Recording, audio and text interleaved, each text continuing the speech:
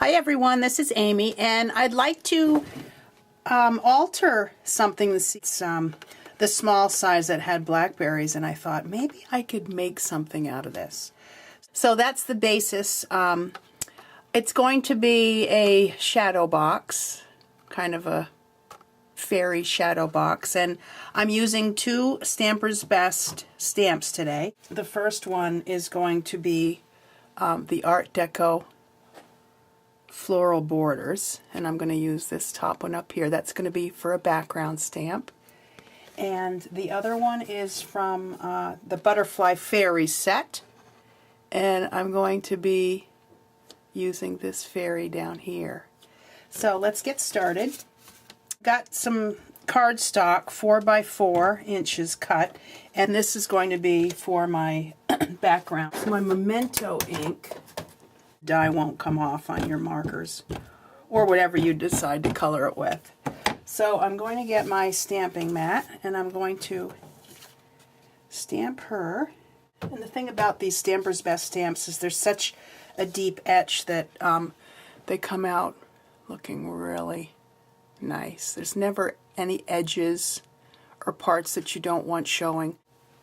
Okay, this is the same fairy. I've used some Copic markers and some shimmer powder, and then I've taken my detail scissors and fussy cut her out. And if you notice, I didn't do every little spot like here next to the leaves, but I've done most of it. And what I like to do to finish off the edges is I like to take my black and run it along the white edges after I've cut, and it gives it a nice finished look. So let me to emboss my background, and for this I'm going to use my Versamark stamp pad and my other Art Deco stamp. So I'm going to ink that up.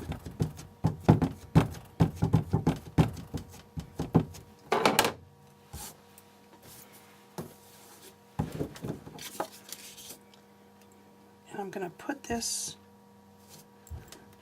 all the way down for a background. It's just got a really nice botanical print on these background stamps.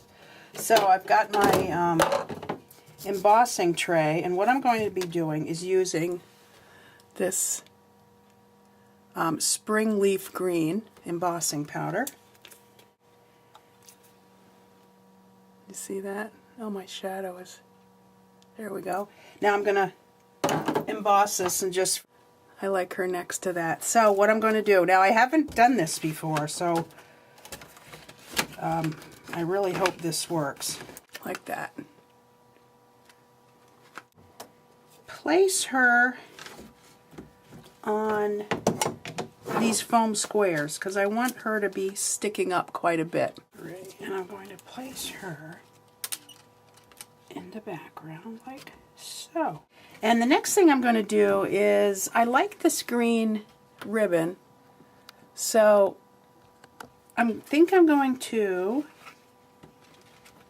put that around the outside with my ATG gun.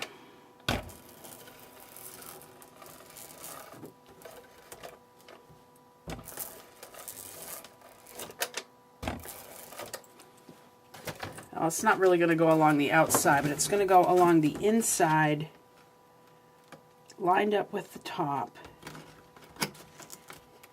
And the ribbon has a kind of a star pattern, which I'm going to have showing from the outside. The next thing I'm going to do is, I found this trim, and I'm going to make this go across the top here.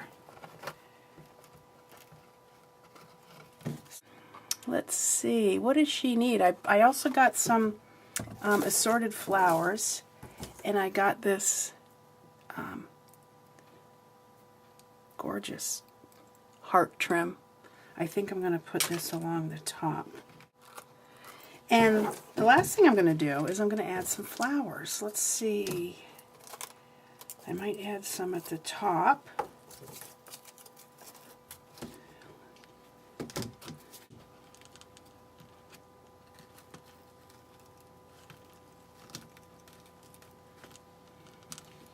There, I like how that looks. A quick change I made before completing my fairy box. I decided to cut out the center panel of that plastic since it wasn't a clear plastic, and I like it so much better.